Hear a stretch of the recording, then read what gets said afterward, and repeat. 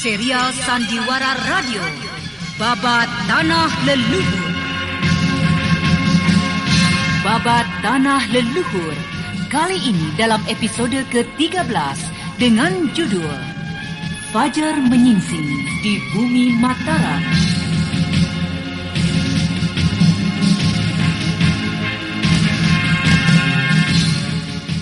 Pada kisah yang lalu diceritakan, Anting Wulan berhasil menemukan pemuda yang dicurigainya dengan aji 4 arah pembeda gerak. Dan pemuda itu menjadi berang ketika Anting Wulan memintanya untuk membuka topeng yang dikenakannya. Hei, mengapa kau harus melepaskan topeng ini? Aku menyukainya. Apa hakmu menyuruhku melepaskan topeng ini? Jika ada yang ingin kalian bicarakan, bicarakanlah. Tapi kau tak perlu memaksaku dengan cara seperti tadi. Baiklah, kau memang berhak untuk memakai topeng itu. Tapi satu hal yang harus kau ketahui. Kami berdua tengah mencari seorang pengacau desa Banjur. Tingkahmu membuat adikku curiga. Kau lari meninggalkannya, kau bersembunyi mempermainkannya. Aku melihatmu tengah mengintai gadis-gadis yang tengah mandi di sungai. Benarkah kau melihatku? Apakah kau tidak salah, Nona? Tidak ada lagi seorang pun di sekitar tempat ini. Satu-satunya yang kutemui adalah dirimu, yang kini menyelimutinya dengan topeng hitam itu. Bagaimana aku tidak curiga denganmu? Kau benar-benar pandai bicara, Nona Manis. Apakah kau tidak mau bersusah payah lagi untuk mencari pemuda itu, lalu memaksa aku untuk mengakuinya? Kakang, aku yakin dialah orangnya. Aku sudah tidak sabar lagi untuk memberikan hajaran padanya. Tunggu, Wulan. Kita selesaikan saja secara baik-baik. Siapa tahu kita salah tangkap. Tentu kita akan menjadi repot nantinya. Apakah sudah cukup bicara kita? Jika memang sudah cukup, aku akan pergi. Tunggu dulu, Kisanak. Aku minta kau untuk menjernihkan masalah ini. Kau ikutlah kami ke desa Banjur. Jika kau bukan pemuda pengacau itu, tentu orang-orang desa itu bisa membuktikannya dan menjelaskan masalah ini. Lalu, jika ternyata kalian salah tangkap? Kami tidak akan menangkapmu. Kami hanya ingin mengajakmu untuk menjernihkan masalah ini. Karena itu, ikutlah bersama kami. Kalian ini dari Gua Larang selalu saja ingin memaksakan keinginan kalian. Tidak setiap orang dapat kalian perlakukan semau kalian. Minggirlah, jangan urusi aku lagi. Begitu lebih baik. Jadi aku mempunyai alasan untuk menyeretmu ke desa itu. Ayo, bersiaplah. Baiklah, akan kulihat apakah kincir metu serta banyu cakrabuanamu akan mampu memaksakan kehendakmu. Ayo, majulah Nona Manis yang sombong. Kau tahanlah seranganku ini. Pemuda bertopeng itu hanya menyerang dengan lontaran-lontaran pukulan cepatnya saja, serta mengandalkan kecepatan gerakannya. Sepertinya ia sengaja menyembunyikan asal-usulnya. Berhati-hatilah kau. Aku akan segera menyeretmu ke desa Banjur untuk mempertanggungjawabkan perbuatanmu. Lalu ke padepokanku, mempertanggungjawabkan pada Eyang Guru.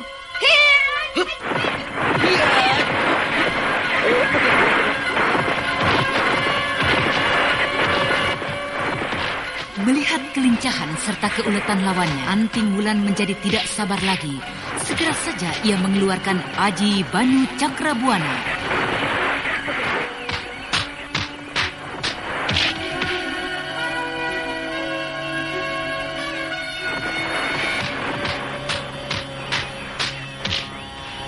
Pemuda bertopeng hitam mulai terdesak, mendapat serangan yang membahana dari Anting Wulan, dan ia tidak lagi mempunyai pilihan kecuali meninggalkan arena. Hei, jangan lari kau! Wulan, berhati-hati!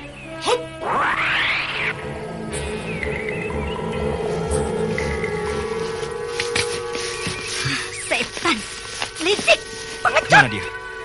Entahlah, Kakang. Dia telah bersembunyi. Agaknya dia sangat mengenal tempat ini. Aneh, siapa dia sebetulnya? Aku akan mencarinya. Aku yakin aku akan dapat segera menemuinya. Kukira masalah ini dapat diselesaikan oleh kakang-kakang kita. Kita mempunyai urusan yang jauh lebih penting. Menjemput Sang Prabu kembali ke Galuh. Iya. Sayang sekali, sayang sekali. Marilah kita kembali ke padepokan. Lihat, siapa itu?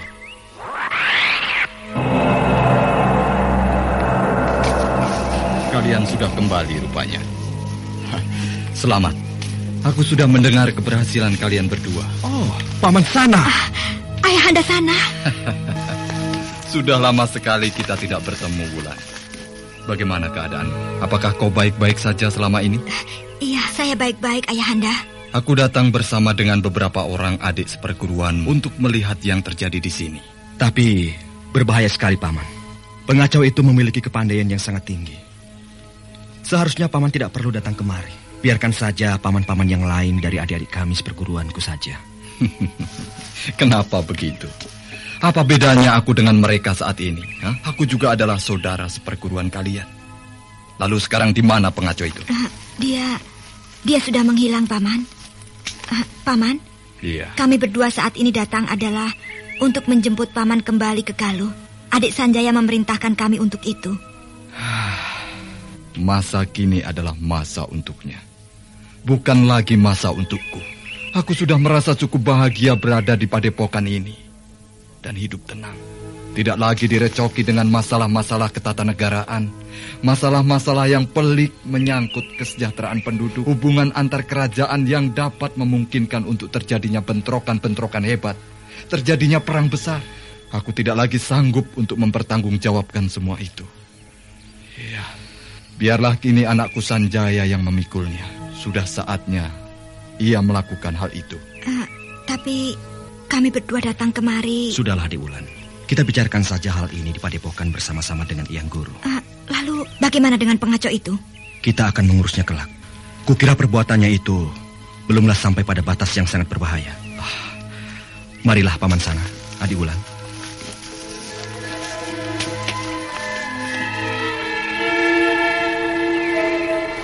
Sementara itu, jauh di bagian lain dari desa Banjur, di sebuah anak sungai yang kecil, beberapa orang gadis tengah asik berbincang dan bercandaria sambil mencuci pakaian.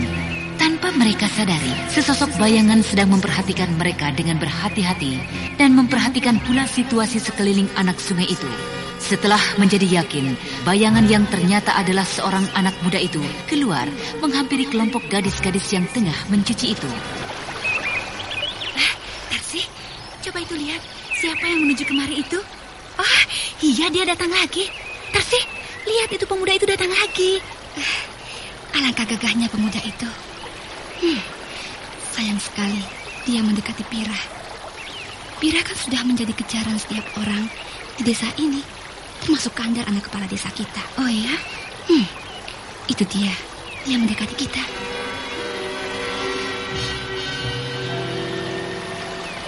Sampurasun. Rampes. Boleh aku duduk di atas batu ini menemani kalian mencuci? Tidak apa. Memangnya kenapa? Kan cuma duduk dan berbincang-bincang. Bermain juga boleh, apa salahnya? Betul. Tidak usah takut. Kejadian kemarin itu adalah karena Kandar cemburu pada Tuan. Tapi aku mendengar para orang tua kita dan juga para pemuda desa ini hendak mencari dan mengepung Tuan. Mereka akan meminta bantuan dari padepokan Gua Larang. Apakah kalian berdua tidak takut padaku? Kenapa harus takut? Kita semua tahu siapa Tuan. Tuan tidak pernah kurang ajar pada kami. Tidak terlalu kurang ajar. Tuan baik kepada kami. Mereka semua itu hanya terpengaruh oleh Kandar. Dan mereka khawatir jika tidak turut membantu Kandar. Hanya sayang sekali Tuan mendekati gadis yang telah menjadi incaran putra kepala desa. Saya kira masih cukup banyak gadis lainnya di desa ini yang tidak kalah cantiknya dengan Pira. Tentu saja, aku mengetahui itu. Karena itu, aku datang kemari. Aku ingin menikmati pemandangan yang indah di hadapanku seperti ini. Tuan, datanglah setiap hari kemari. Kami semua akan gembira. Tidak mungkin. Hampir seluruh penduduk desa ini memusuhi diriku. Kita tidak akan mungkin dapat berteman setiap hari. Iya, Tuan telah memukul Kandar hingga luka pada beberapa bagian tubuhnya. Nah, itu lihatlah. Seseorang menuju kemari. Sebentar lagi, tentu akan ramai pinggir sungai ini. Aku harus segera tinggalkan tempat ini. Sebenarnya, siapakah tuanku ini? Dari manakah tuanku berasal?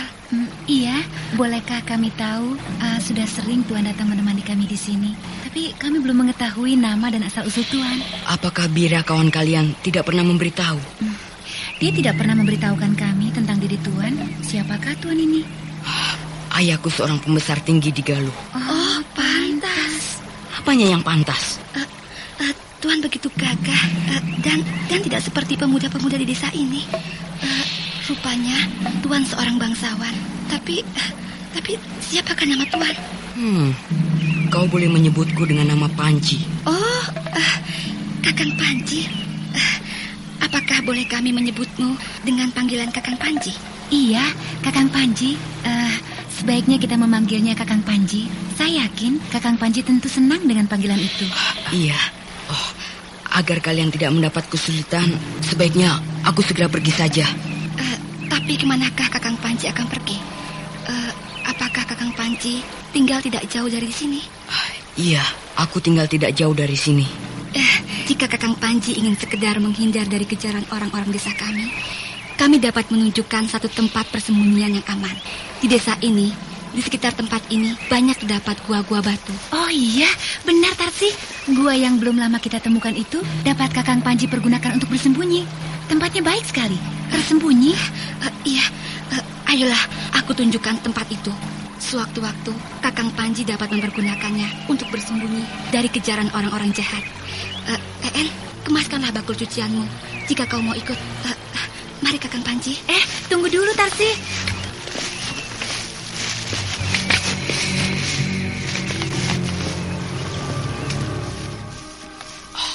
Apakah masih jauh tempat itu? Tidak lagi. Itu kau lihat sebuah pohon yang berdiri di seberang sungai kecil itu. Nah, di gerumbul semak di bawahnya terdapat sebuah gua yang cukup tersembunyi. Kau carilah tempat itu. Jika kelak ada yang mengejar-ngejarmu. Agaknya para penduduk itu telah berdatangan dan mencari kita kemari. Kalian kembalilah. Bagaimana En? Tentu ayahku akan marah sekali jika menemukan kita di tempat ini. Iya, juga para penduduk yang lain akan menjadi marah jika mengetahui kita berusaha menyembunyikan Kakang Panji. Kita turun ke sungai itu.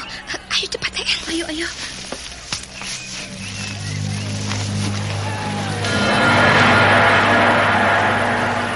En dan Tarsih, dua gadis desa itu, tiba-tiba saja menjadi ketakutan dan berusaha bersembunyi dari rombongan penduduk desa Banjur. Orang itu demikian banyaknya. Salah seorang dari mereka pasti akan menemukan kita di sini. Sebaiknya kita masuk saja ke gua yang kau katakan itu.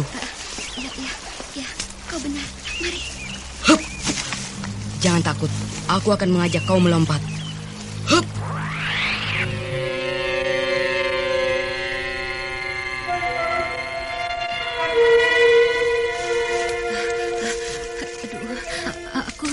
Aku takut, Tarsih.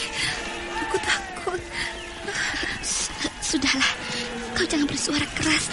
Jika, oh, lihatlah, itu ayahku pun ada di antara mereka. Itu mereka turun ke pinggiran sungai. Mereka hendak memeriksa seluruh tempat ini. Kalian tunggulah di tempat ini. Biar aku akan memancingnya meninggalkan tempat ini. Tunggu, dan jangan keluar dari tempat ini.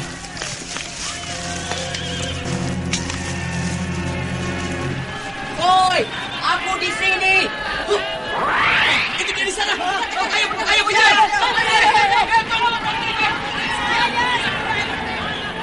Oi, aku di sini. Kemarilah kalian.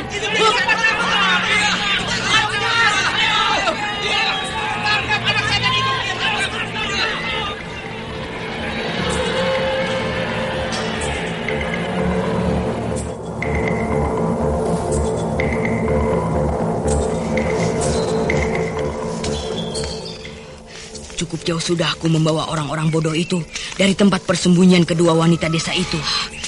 Aku akan kembali dan membawanya kembali. Hup! Hup!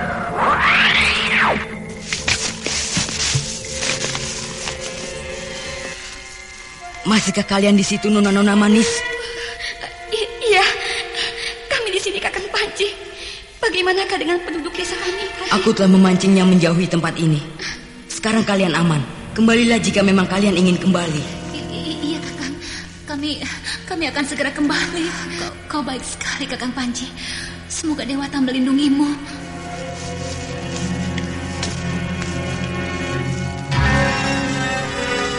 Dengan tangan dan kaki gemetar, dua gadis desa itu bersiap-siap untuk meninggalkan gua persembunyian. Akan tetapi, belum lagi ia keluar dari dalam gua itu, terdengar suara serak yang melengking tinggi. Suara yang demikian menakutkan, seakan-akan suara iblis yang bangkit dari lubang kubur.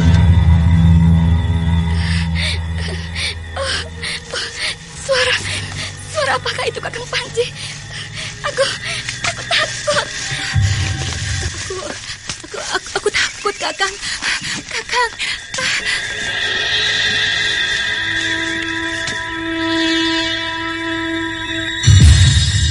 Kedua gadis desa yang tampak ketakutan mendengar suara lengking yang menyeramkan itu memeluk pemuda yang mengaku bernama Panji. Akan tetapi kali ini, pemuda yang selalu berpenampilan tenang itu tampak ketakutan dan rona kecemasan membayang di wajahnya.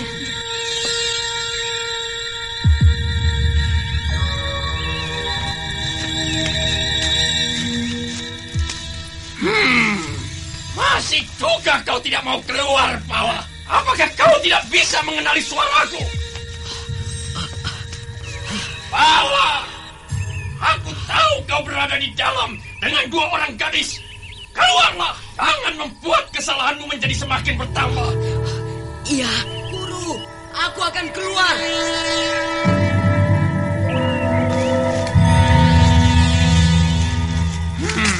Kau kembali melakukan kesalahan besar, Pala. Kau membuat kerusuhan dan mencemarkan nama baik desa ini dengan perbuatan kotormu. Ampun, Guru. Aku tidak melakukan satu perbuatan apapun yang kotor. Perbuatan yang dapat mencemarkan nama baik Guru dan juga keluarga saya. Saya tidak melakukan apa-apa, Guru. Berani kau menambah dosamu dengan berdusta setelah melakukan perbuatan terkutuk. Kau memang perlu kuberi hajaran.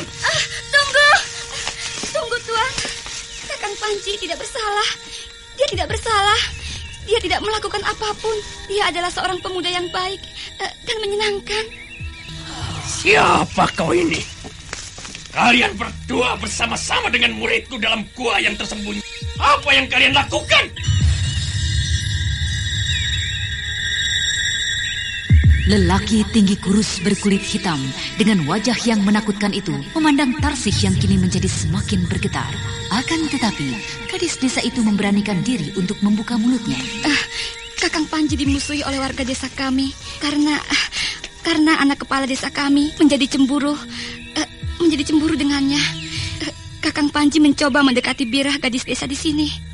Lalu apa saja yang telah kalian lakukan di sini? Kami bersembunyi. Kami takut jika sampai diketahui bermain dan berkawan dengan Kakang Panji yang kini dibenci oleh penduduk atas hasutan dari anak kepala desa kami. Hilang! Kembali, Pala!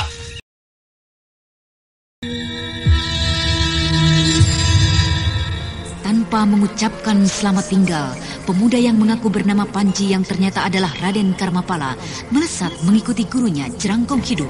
Sementara itu, Tarsih dan En, dua gadis desa itu memandang dengan mulut ternganga ke arah mana pemuda pujaan hati mereka pergi. Dan ketika keduanya tersadar, mereka bergegas kembali ke desa.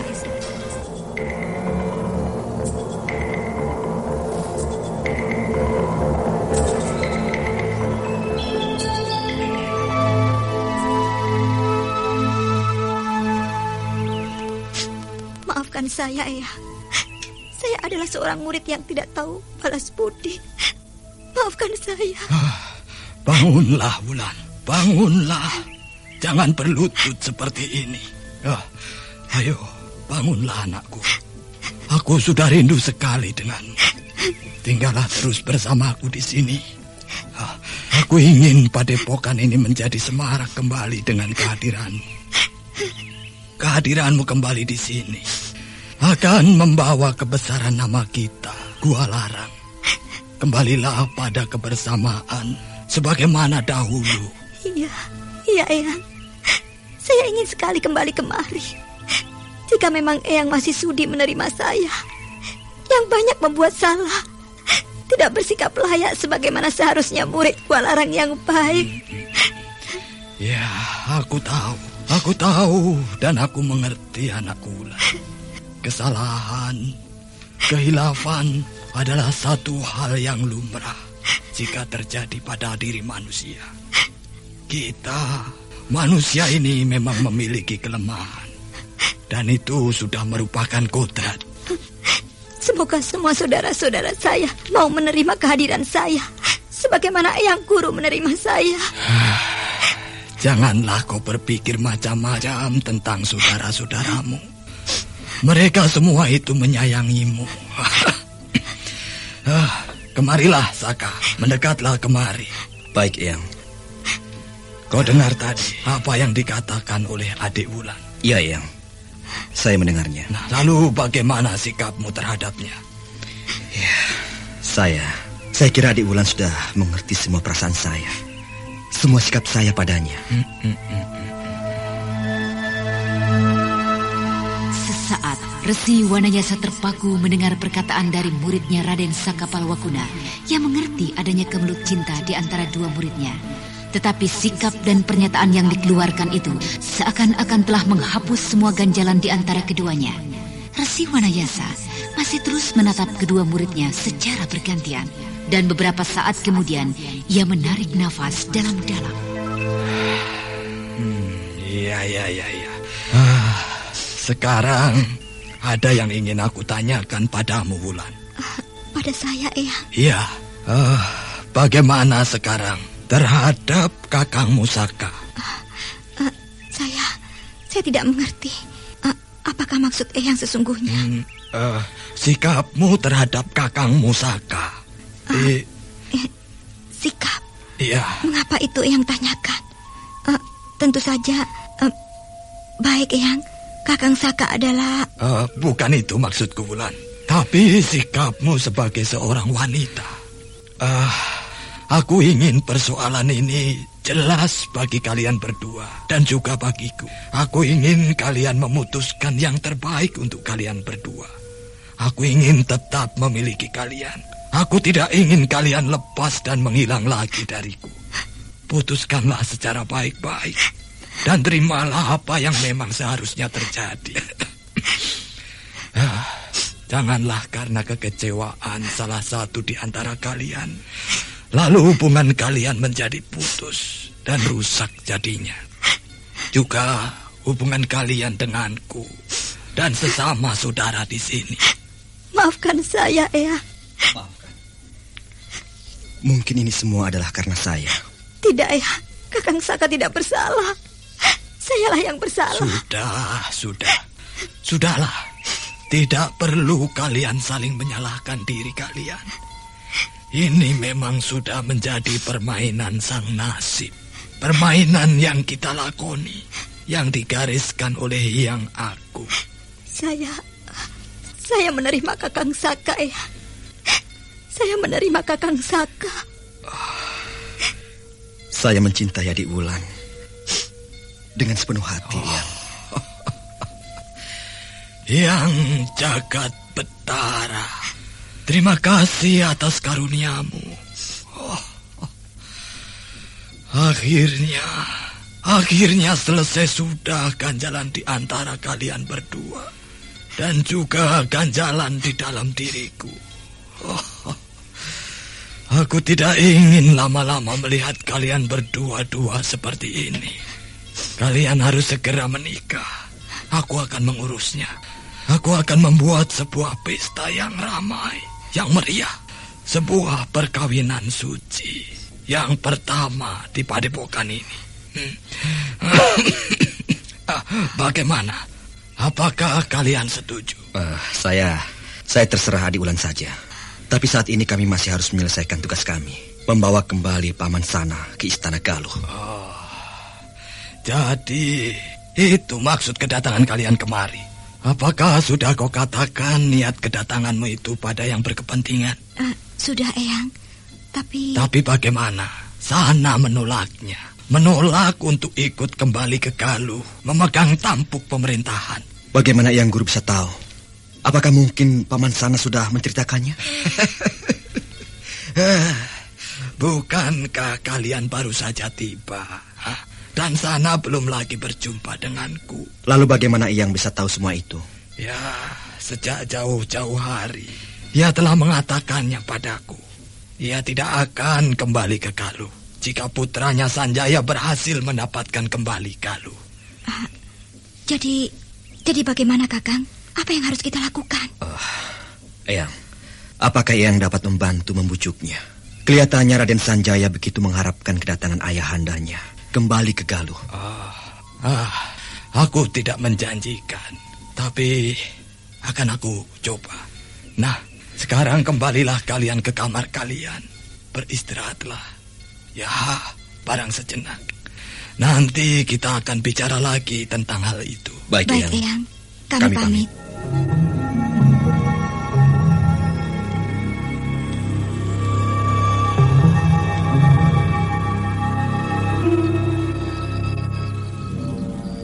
Sementara itu malam hari di kegelapan Bukit Batu Larang.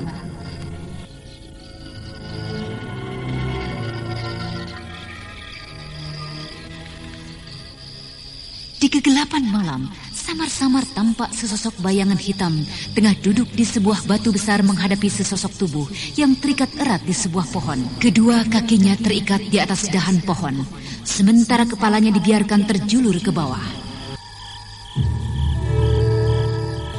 Dan kemudian awan gelap perlahan-lahan berkisar dan tidak lagi menyelimuti bulan yang memancarkan cahayanya ke bumi. Tampak menjadi semakin jelas. Laki-laki muda yang terikat itu adalah Raden Karmapala, sedangkan sosok tubuh tinggi dan hitam itu adalah Cerangkong hidup. Mungkin benar kau tidak berbuat kotor, tapi kau telah melanggar aturan yang telah kubuat. Kau telah membuat kerusuhan. Kau telah melukai beberapa murid dari Gua Larang, putra kepala desa, dan juga beberapa penduduk di desa. Untuk itu, kau harus menerima hukumanku. Maafkan saya, Guru. Saya tidak tahan untuk berada di kesunyian gua dan Bukit Batu Larang ini. Saya ingin bermain ke desa, tapi... Tidak perlu kau jelaskan lagi. Kau sudah bersalah melukai orang-orang itu. Mana janjimu? Janjimu ingin mencuci nama baikku dengan sikapmu, dengan perbuatanmu. Jika sedikit-sedikit kau melukai dan membunuh orang, apalah bedanya kau dengan aku, iblis maha jahat yang telah dikenal orang sejak puluhan tahun yang lalu. Mana janjimu? Apakah memang kau tidak ingin menolongku, Pala? Aku tahu kau anak baik. Kau pasti akan dapat memberikan kebanggaan pada diriku. Berusahalah, Pala. Berusahalah.